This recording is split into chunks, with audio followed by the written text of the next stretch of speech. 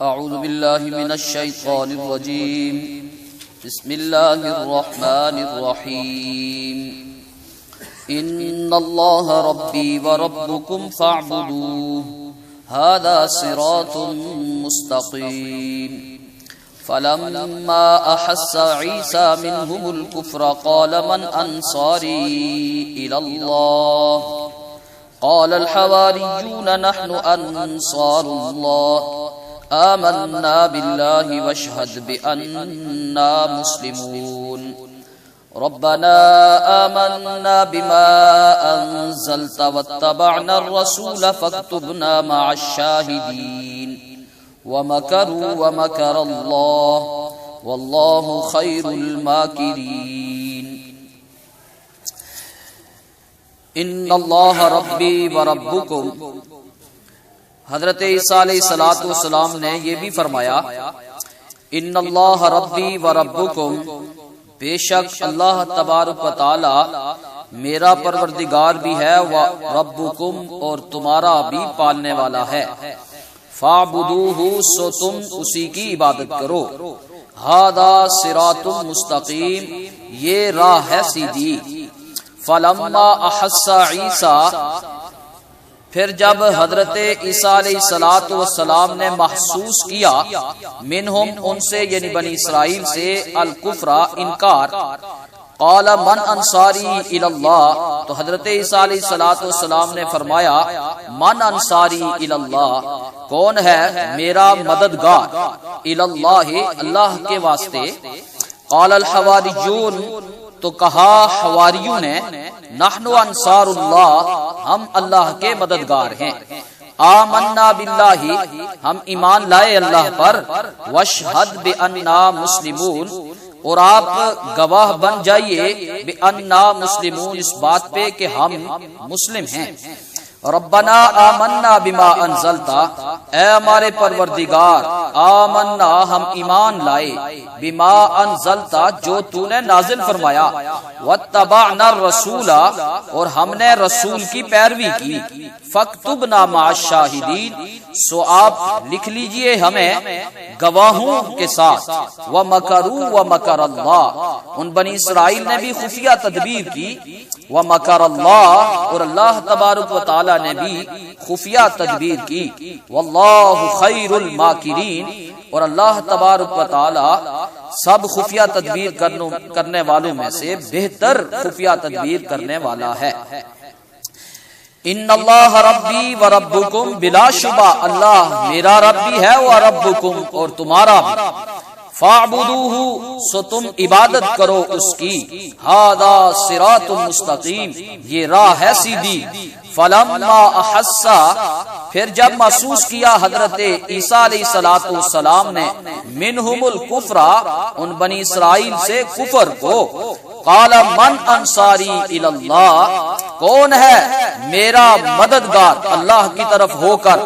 قال الحواریون، تو بولے حواری نحن انصار اللہ، ہم اللہ کے مددگار ہیں. آمنا باللہ، ہم اللہ پر ایمان لائے. واشہد بأننا مسلمون، اور آپ گواہ بن جائیے بأننا مسلمون، اس بات پر کہ ہم مسلم ہیں، ہم مسلمان ہیں، تابعدار ہیں. ربنا آمنا، اے ہمارے پروردگار ہم ایمان لائے، بما انزلتا، اس چیز پر جو تو نے نازل فرمائی ہے. واتبعنا الرسول، اور ہم نے پیروی کی رسول کی. فاکتبنا مع الشاہدین، سو آپ لکھ لیجئے ہمیں گواہوں میں سے، گواہوں کے ساتھ. ومکروا ومکر اللہ، ان لوگوں نے بھی خفیہ تدبیر کی. ومکر اللہ، اللہ نے بھی خفیہ تدبیر کی. واللہ خیر الماکرین، اور اللہ تبارک و تعالی بہتر خفیہ تدبیر کرنے والا ہے.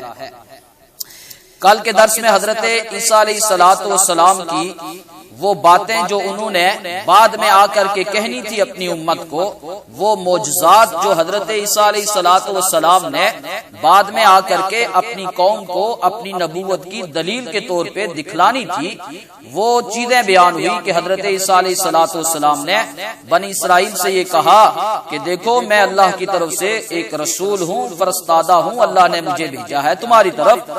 سو میری نبوت کی جو دلیل ہے وہ دلائل اور وہ معجزے، پہلا معجزہ کہ میں پرندے کی صورت بنا کر کے اس میں جب پھونک مارتا ہوں تو وہ ہوا میں اڑنا شروع ہو جاتا ہے، اسی طرح جو مادر ذات نابینا ہے اس کی آنکھوں پہ ہاتھ پھیرنے سے وہ صحتیاب ہو جاتا ہے، ایسے ہی جو برس کے مرض میں مبتلا ہے اس کو بھی میں ٹھیک کر دیتا ہوں، لیکن یہ کرتا ہوں اللہ کے حکم سے، اور ساتھ میں مردوں کو زندہ کر دیتا ہوں، اللہ کے حکم سے مردوں کو زندہ کرتا ہوں، نیز یہ بھی تمہیں بتلا دیتا ہوں کہ تمہارے پیٹ میں جو تم کھا کر کے آئے ہو وہ کیا کچھ ہے، اور جو تم پیچھے ذخیرہ کر کے آئے ہو، گھر میں چھوڑ کر کے آئے ہو، میں تمہیں وہ بھی بتلا دیتا ہوں۔ لہذا اب سیدھی بات یہ ہے کہ جب میں تصدیق کرنے والا ہوں تورات کی بھی، یہ ساری کی ساری چیزیں جو ہیں جب ان کو تم نے دیکھ لیا تو یہ میری نبوت کی دلیل ہے، سو اب تم نے کیا کرنا ہے، فاتقوا اللہ، اللہ سے ڈرو، واطیعون، اور میری پیروی کرو۔ اب حضرت عیسیٰ علیہ السلام نے یہ توحید کی دعوت دی، اپنی جو مخاطب تھے جتنے بھی ان سب کو توحید کی دعوت دی، اور ساتھ میں وہ وفد نجران جو بیٹھا ہوا ہے اس کو سنایا جا رہا ہے کہ حضرت عیسیٰ علیہ السلام تو یہ کہہ رہے ہیں کہ میرا رب اللہ ہے، میرا رب اللہ ہے، اور تم لوگوں نے اپنے ذہن سے جو عقائد بنا رکھے ہیں کہ حضرت عیسیٰ خود رب ہے، یا حضرت عیسیٰ تین رب خداؤں میں سے ایک خدا حضرت عیسیٰ ہے، یہ جو تم نے نظریے بنا رکھے ہیں یہ تو بالکل باطل ہے، حضرت عیسیٰ علیہ السلام کی تعلیمات کے بھی کیا ہیں، خلاف ہے۔ چنانچہ حضرت عیسیٰ علیہ السلام نے ان کو خطاب کرتے ہوئے یہ فرمایا، ان اللہ ربی و ربکم، بلا شبہ اللہ تبارک و تعالی میرا پروردگار، و ربکم، اور تمہارا بھی پروردگار ہے۔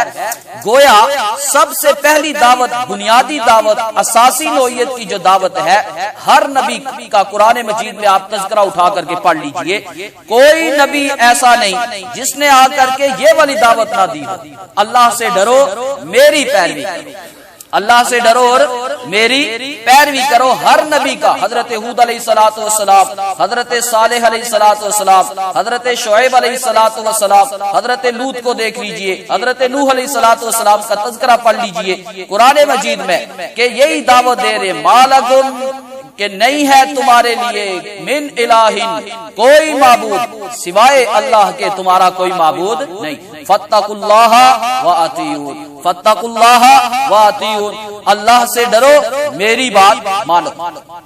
اس میں دونوں چیزیں آ جاتی ہیں، پہلی چیز جو ہے وہ نظریہ درست ہونا چاہیے، عقیدہ درست ہونا چاہیے، بندے کا قلہ مضبوط ہونا چاہیے، قلہ مضبوط نہیں تو رسی پھر چھوٹ جایا کرتی ہے، پھر کہیں بھی بندہ کھو جاتا ہے۔ سب سے بنیادی چیز جو ہے وہ قلے کی مضبوطی ہے، یعنی عقیدہ بندے کا کیا ہو، درست ہو۔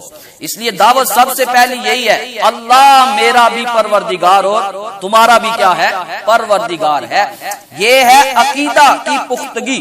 پھر دوسری چیز، فاعبدوہ، اس کی عبادت کرو، عمل میں، عملی طور پر بھی انسان کا ارتقاء یہی ہے کہ وہ اللہ تبارک و تعالیٰ کے علاوہ کسی کے سامنے جھکے نہیں، صرف اور صرف جس نے پیدا کیا ہے اسی کے سامنے یہ اپنی پیشانی جھکائے، وہی ذات ہے کہ جس کے سامنے جھکائی جا سکتی ہے، کیونکہ وہ ساری کی ساری خوبیاں اسی میں پائی جاتی ہیں جس نے پیدا کیا ہے، سجدہ اس کو کرنا ہے، جو خود پیدا ہوا ہے اس کو تو سجدہ نہیں کیا جا سکتا، جو کسی کو سجدہ کرتا ہو اس کو مسجود نہیں بنایا جا سکتا۔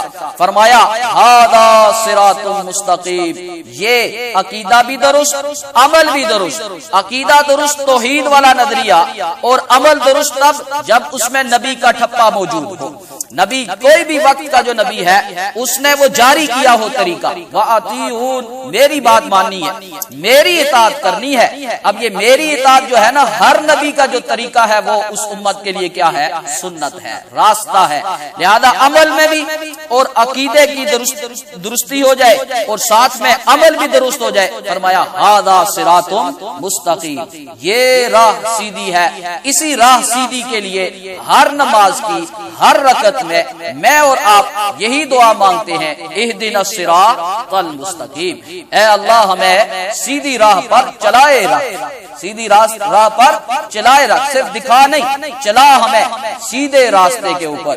یہ وہی سیدھا راستہ ہے، عقیدہ درست اور عمل بھی درست۔ یہ تو حضرت عیسیٰ علیہ الصلوۃ والسلام نے بھی ان سب کو یہی دعوت دی۔ اور ظاہر سی بات ہے کہ سچ کڑوا بھی ہوتا ہے، توحید کی دعوت پر عام طور پر آگے سے پھول نہیں برسے کسی بھی نبی پر۔ جس نبی کا بھی تذکرہ پڑھیں گے آگے سے قوم کہتی ہے وہ تو کدھر جائل اٹھ کے آ گیا۔ نبی کو کہنا پڑا اے میری قوم تمہیں سمجھ نہیں آ سکی، میں کوئی جاہل نہیں ہوں، بے وقوف بھی نہیں ہوں۔ تو چونکہ ہر نبی نے جب یہ دعوت دی تو آگے سے لوگ اٹھے اور انہوں نے وقت کے نبی کے خلاف پھر علم بغاوت بلند کیا۔ ایسے ہی حضرت عیسیٰ علیہ الصلوۃ والسلام کے ساتھ بھی ہوا۔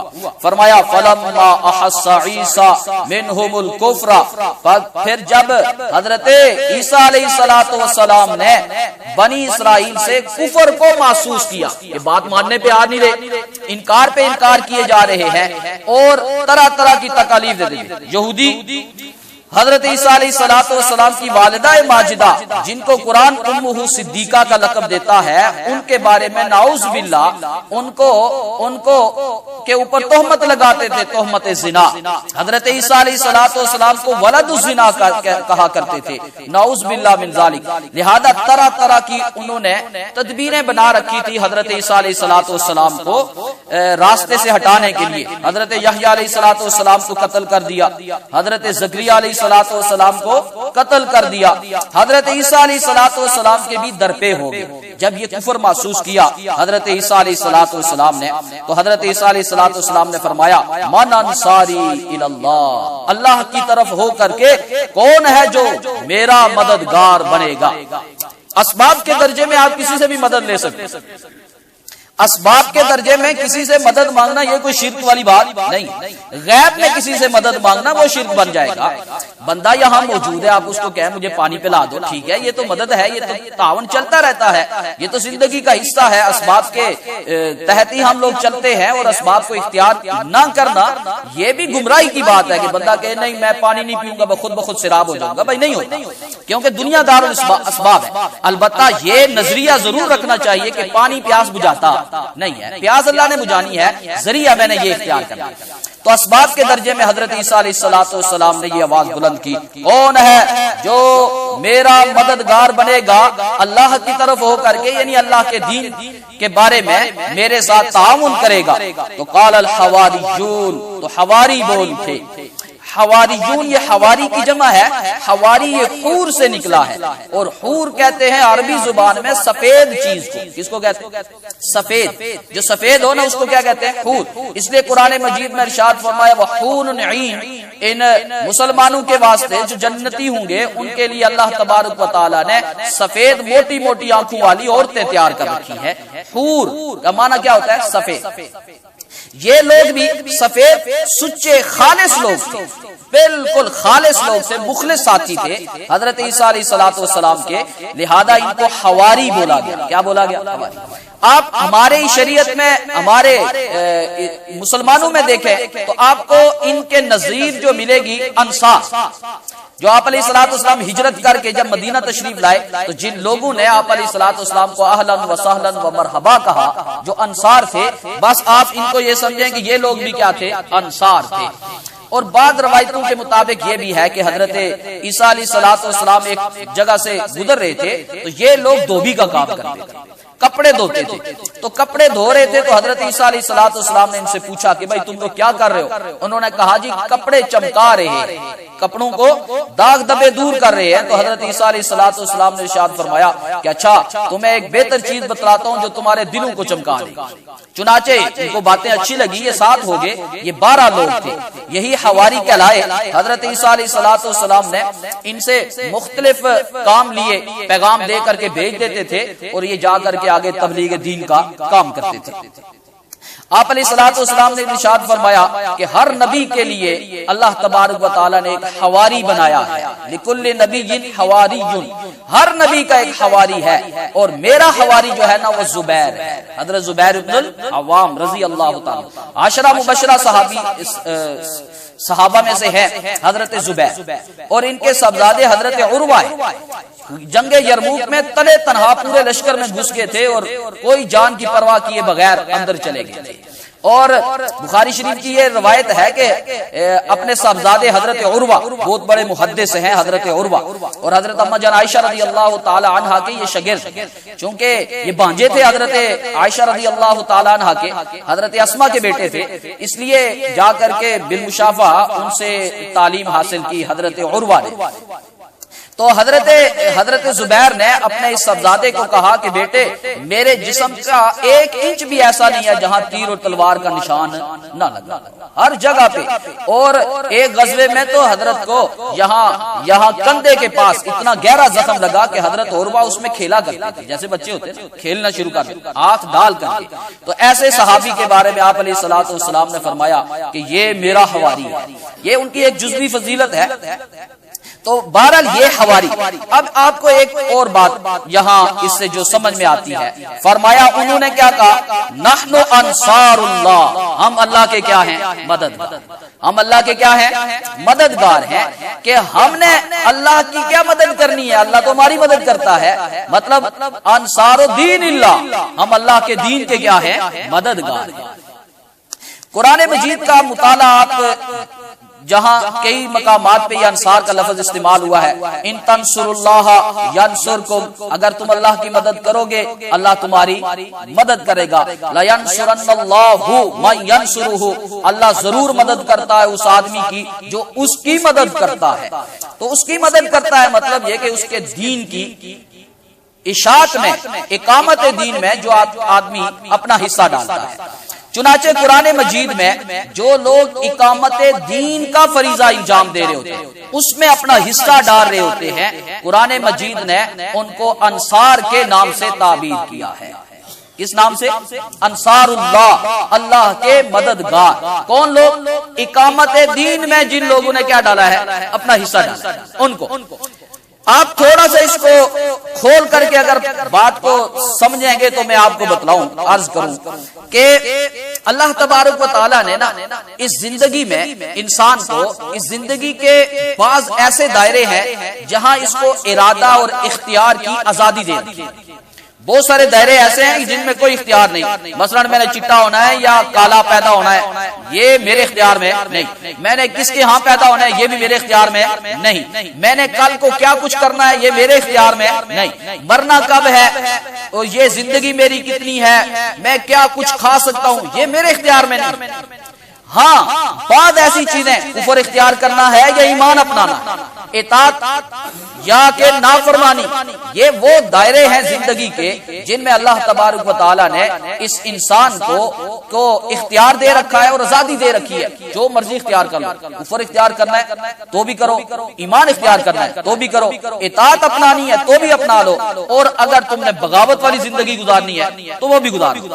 چنانچہ جو آدمی اپنے اختیار سے کفر اختیار کرتا ہے، اللہ تبارک و تعالیٰ اپنی خدائی قدرت سے اس کو مجبور نہیں کرتا فرمان برداری کی۔ یہ ضابطہ سمجھ آیا؟ اللہ تبارک و تعالیٰ اپنی خدائی طاقت سے نا جو آدمی کفر اپناتا ہے اس کو اطاعت کے راستے پہ ہرگز نہیں لاتا۔ ہاں اس انسان کو درست راہ پہ لانے کے لیے نا اللہ تبارک و تعالیٰ دلیل سے بات کرے گا، دلائل آفاقیہ قائم کرے گا، نفس کے اندر جو دلائل ہیں وہ نصائح سے کام لیتے ہوئے، انبیاء کا سلسلہ جاری کر کے، کتب نازل فرما کر کے اس انسان کو سیدھی راہ کی طرف لانے کی اللہ تبارک و تعالیٰ بھرپور کوشش فرماتا ہے۔ اور یہ اللہ تبارک و تعالیٰ اپنی وہ خدائی طاقت نہیں دکھا رہا ہوتا کیونکہ ہمیں آزادی دے رکھی ہے کہ کفر اپناؤ یا اسلام اپناؤ، یہ ہماری آزادی ہے، یہ اللہ آزادی چھینتا نہیں۔ لہذا صرف اور صرف نصیحت سے، دلیل سے اس انسان کو یہ باور کرانے کی کوشش کی جاتی ہے کہ اے انسان تو نے اختیار تو کفر کر رکھا ہے، وہ ہم تمہارا کفر تم سے ختم کر کے تمہیں ایمان لانے پر مجبور تو نہیں کریں گے، البتہ تیرے لیے بہتر راہ یہی ہے کہ تو اطاعت کی طرف آ۔ اب بات سمجھ آئی؟ لہذا جو لوگ اس کام میں اللہ کا ساتھ دیتے ہیں نا وہ کہلاتے ہیں انصار اللہ۔ سمجھ آئی بات؟ جو لوگ اس کام میں کردار اپنا ادا کرتے ہیں، اقامت دین میں، تبلیغ دین میں، لوگوں کو سمجھانے بجھانے میں، عمل پہ لانے کے لیے جو لوگ جد و جہد کرتے ہیں، اللہ تبارک و تعالیٰ ان کو کیا لقب دیتا ہے؟ انصار اللہ۔ ورنہ ایک آدمی نے نماز پڑھ لی، تہجد پڑھ لی، ذکر کر لیا، بڑے سے بڑے ذکر جو بھی کیے، یہ اس میں بندے کو زیادہ سے زیادہ خطاب کیا ملتا ہے کہ یہ غلام ہے، یہ بندہ ہے، بس، کیونکہ بندگی کی ہے، غلامی اختیار کی ہے۔ لیکن جو آدمی اقامت دین میں اور تبلیغ دین میں اپنا حصہ ڈالتا ہے، اللہ تبارک و تعالیٰ ان کو لقب عطا فرماتا ہے کیا؟ انصار اللہ، یہ اللہ کے کیا ہے؟ مددگار ہے۔ اور اس دنیا کی زندگی میں روحانی ترقی کے اعتبار سے سب سے اونچا درجہ یہ والا درجہ ہے کہ جس کو اللہ کہے کہ یہ میرا رفیق ہے، یہ میرا کیا ہے؟ مددگار ہے۔ اپنی عبادت بندے کی وہ تو ہے ہی ہے، اسی لیے آپ علیہ الصلوۃ والسلام نے ارشاد فرمایا فقیہ واحد اشد علی الشیطان من الف عابد، ایک عابد فقیہ آدمی ہو، سمجھ بوجھ رکھنے والا دین کی، دین پھیلانے میں کردار ادا کرنے والا، اس آدمی کی حیثیت ایسی ہے کہ ایک طرف 1000 عابد ہوں، عبادت گزار ہوں، وہ ایک طرف، یہ اکیلا ایک طرف ہو، اس کا وزن ان سے کیا ہے؟ زیادہ ہے۔ وجہ وہی ہے کہ وہ ذاتی صرف اور صرف عابد ہے، صرف اور صرف بندہ ہے، غلامی اختیار کیے ہوئے ہے، لیکن یہ آدمی انصار اللہ میں سے ہے، اللہ کے مددگاروں میں سے ہے۔ چنانچہ ان لوگوں نے بھی کہا نحن انصار اللہ، ہم اللہ کے کیا ہیں؟ مددگار ہیں۔ تو اللہ تبارک و تعالی نے ان کے الفاظ قرآن کی زینت بنا دیے کہ یہ تبلیغ دین کے لیے جو آدمی کردار ادا کرے گا تو وہ آدمی کہلائے گا، کہلانے کے لائق ہے کہ یہ اللہ کا رفیق ہے اور اللہ کا مددگار ہے۔ فرمایا قال الحواریون، حواری بولے نحن انصار اللہ، ہم اللہ کے مددگار، یعنی اللہ کے دین کے مددگار، یعنی جو کام اللہ کا تھا یہ ہم نے بھی ساتھ شامل کر لیا کہ ہم بھی اس میں کردار ادا کریں۔ فرمایا آمنا باللہ، ہم ایمان لائے اللہ پر، واشہد، اے عیسیٰ علیہ الصلوۃ والسلام آپ بھی گواہ بن جائیے کہ ہم کیا ہیں؟ مسلمان ہیں۔ گویا اپنی اس اسلام کو جو ہے نا اس کی رجسٹری کروا رہے ہیں اور اللہ تبارک و تعالیٰ کے ہاں دعا کر رہے ہیں ربنا، اے ہمارے پروردگار، آمنا، ہم ایمان لائے، بما انزلتا، جو تو نے نازل فرمایا، واتبعنا الرسول، اور ہم نے رسول کی پیروی کی، فاکتبنا مع الشاہدین، سو آپ ہمیں لکھ لیجئے گواہوں کے ساتھ، ہمارا بھی گواہوں کے ساتھ، ہم بھی جو یہ شہد اللہ انہ لا الہ الا ہو والملائکہ واولو العلم قائما بالقسط، ان گواہوں میں سے ہمیں بھی شمار کر لیجئے۔ جب حضرت عیسیٰ علیہ السلام کی دعوت ذرا عروج پہ پہنچی نا تو یہودیوں نے سازش رچی کہ حضرت عیسیٰ علیہ السلام کو عدالت تک لے کر جائیں گے اور عدالت کے ذریعے سے حضرت عیسیٰ علیہ السلام کو پھانسی پہ اور سولی پہ لٹکا دیا جائے گا۔ اس کیس کے لیے انہوں نے ایک کمرے میں حضرت عیسیٰ علیہ السلام کو کیا کر لیا؟ بند کر لیا۔ اسی کی طرف اشارہ کرتے ہوئے فرمایا وَمَكَرُوا، انہوں نے خفیہ تدبیر کی۔ یہ مکر جو ہے نا ہمارے ہاں دھوکہ فریب کے بولا جاتا ہے، لیکن یہ اردو زبان میں ہے، ٹھیک ہے۔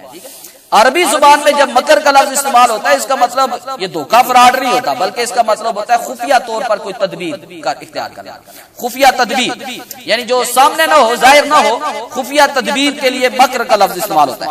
وَمَكَرُوا وَمَكَرَ اللَّهُ، ان لوگوں نے بھی خفیہ تدبیر اختیار کی اور اللہ تبارک و تعالی نے بھی خفیہ تدبیر اختیار کی، اور اللہ بہتر تدبیر اختیار کرنے والا ہے۔